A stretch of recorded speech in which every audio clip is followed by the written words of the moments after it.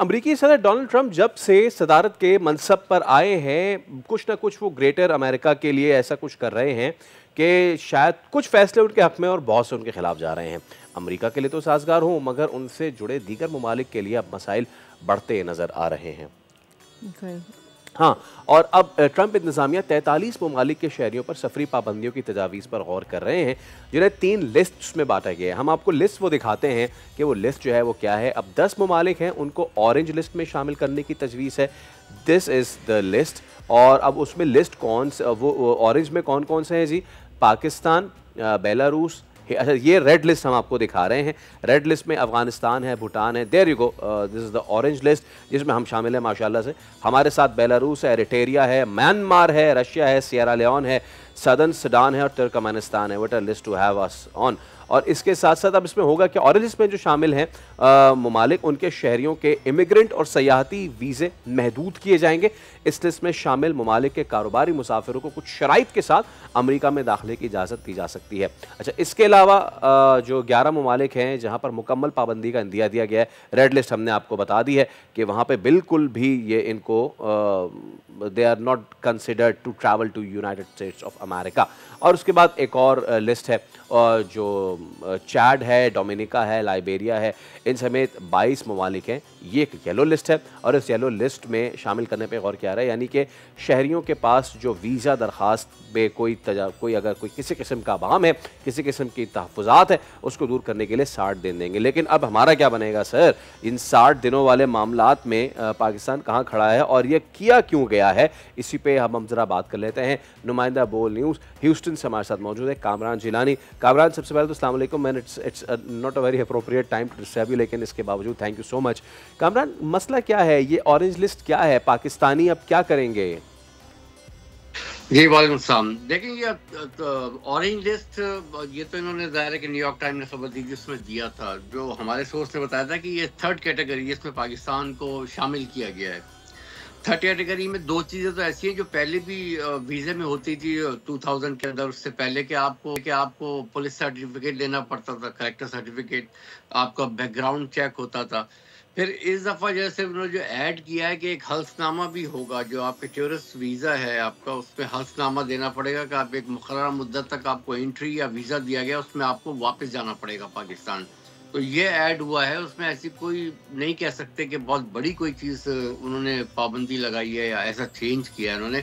हाँ, ये ज़रूर होगा कि ये आमतौर पे उमूमी तौर पे देखा गया कि कभी सख्ती हो जाती है वीज़े में, कभी आपको सहूलत हो जाती है कि बड़ी तादाद में वीज़े मिलना शुरू हो जाते हैं अमेरिका के, कभी जो है वो सख्ती कर देते। तो कहने का मकसद ये है कि जांच पड़ताल ज़्यादा होगी। लेकिन इसका जो नुकसान मेरा ख्याल ज़्यादातर जो पहुंचेगा वो इमिग्रेशन वीज़ा वालों को पहुंचेगा उसमें, क्योंकि वो ताख़ीर का शिकार होंगे। पहले भी बहरहाल कोविड के दौर से लेके अब तक वो ताख़ीर का शिकार ही हैं जो इमिग्रेशन वीज़े हैं। तो ये इससे ज़्यादा मेरा ख्याल कुछ नहीं है। हम फिर भी किसी हद तक बच गए हैं। बाकी जो अलग ममालिक हैं, ज़ाहिर है 41 और 43 कंट्रीज़ की ये फ़हरिस्त है। हम मुकम्मल पाबंदी की ज़द में नहीं आए, बल्कि थर्ड कैटेगरी में हमारा जो है नाम रखा गया है। जी। अच्छा, लेकिन पिछले ही दिनों तो ट्रम्प साहब जो थे वो हमें तारीफ़ें कर रहे थे पाकिस्तान की, और अब जो है अचानक से वो हमें इस लिस्ट में शामिल कर दिया गया है। तो वो ये चीज़ समझ में नहीं आई हमें, या वो तारीफ़ सही थी या ये जो इक़दाम है ये सही है? देखें, आपको याद होगा कि तकरीबन 7-8 दिन पहले बोल पे हमने खबर ये रिलीज़ की थी जब पाबंदी लगी थी। तो पाकिस्तान उस वक़्त जो है पाबंदियों की ज़द में था मुकम्मल। लेकिन आपको याद होगा कि हमने जो है वो दाइश का एक शख्स गिरफ़्तार करके अमेरिका के हवाले किया था। इस पे ट्रम्प साहब ने तारीफ़ की थी। एग्ज़ैक्टली। उसके बाद ही जो है ये उन्होंने इसका पाकिस्तान का नाम निकाला था उसमें से। और फिर अब भी ये 13 मार्च को ये लिस्ट जो है जारी हो जानी चाहिए थी, लेकिन उसमें फिर रद्द-ओ-बदल किया गया है। तो अब ये जो हमारे सोर्स ये कह रहे हैं कि अब ये 21 मार्च को ये हतमी फ़हरिस्त जारी कर रहे हैं, जिसमें दोबारा रद्द-ओ-बदल किया गया है, नाम इधर-उधर किए गए हैं। उसमें पाकिस्तान को फिर कुछ सहूलत दी उन्होंने, पूरा नाम उन्होंने शामिल नहीं किया जो फर्स्ट कैटेगरी थी, उसमें शामिल थे। फिर सेकंड कैटेगरी में आया पाकिस्तान, फिर थर्ड कैटेगरी में गया है अब जाके वो। कामरान, ये थोड़ा सा बताइए कि जो लोग वहाँ पे ग्रीन कार्ड पे हैं उनके हवाले से भी चीज़ें आ रही हैं कि और जो नायब सदर उन्होंने कहा है कि इफ़ नीडेड तो उनको भी वापस भेजा जा सकता है। तो लोगों में ये सुन के कोई सरासनगी के मामलात हैं वहाँ पे? देखें जो खौफ और हिरास की फ़िज़ा है वो तो ज़ाहिर है गैर कानूनी तारकीन वतन में होगी, उसमें पाकिस्तानी भी शामिल है। लेकिन ये जो ग्रीन कार्ड होल्डर है ना, इसमें एक चीज़ मतलब एक आम तासुर ये पाया जा रहा है कि हर ग्रीन कार्ड को डिपोर्ट कर दिया जाएगा। नहीं, ऐसा नहीं है।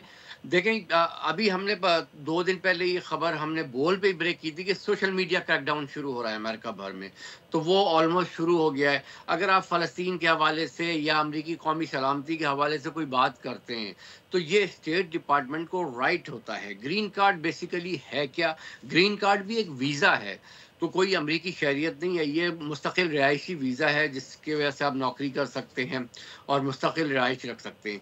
अच्छा, सूरत हाल में ये कि किसी मुल्क में आप चले जाएँ, अगर कौमी सलामती के खिलाफ बात कर रहे हैं तो आपकी जो शहरियत और पासपोर्ट तक मनसूख हो जाता है।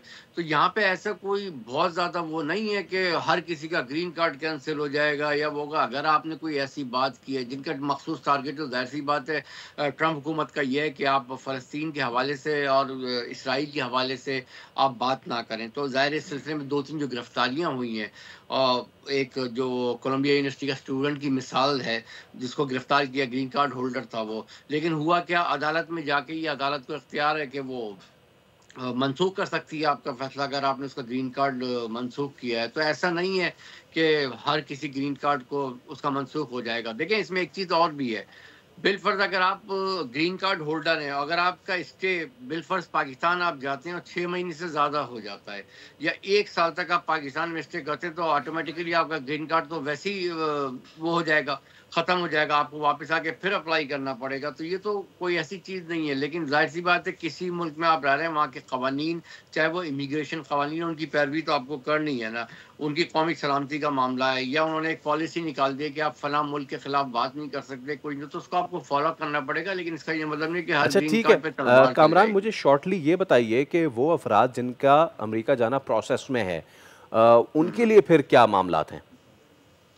देखें, उसमें थोड़ी-सी ताख़ीर होगी। मैंने बता दिया कि अब नई वीज़ा पॉलिसी के तहत अगर आप अप्लाई करते हैं तो आपको अपने मुताल्लिक़ा थाने से जो है बैकग्राउंड चेक होगा और आपको कैरेक्टर सर्टिफिकेट जमा कराना पड़ेगा एम्बेसी में या सिफारत खाने में जहाँ से आप वीज़ा ले रहे हैं। सेकेंडली, आपको एक हल्फनामा देना पड़ेगा कि आपको एंट्री दी जाती है, आप ओवर स्टे नहीं हो सकते, आपको उसी मुय्यना मुद्दत में वापस जाना होगा पाकिस्तान। जी।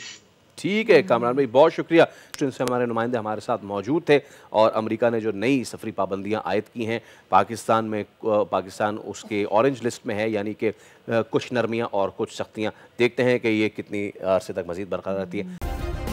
सब्सक्राइब करें और बेल दबाएं ताकि कोई खबर रह न जाए।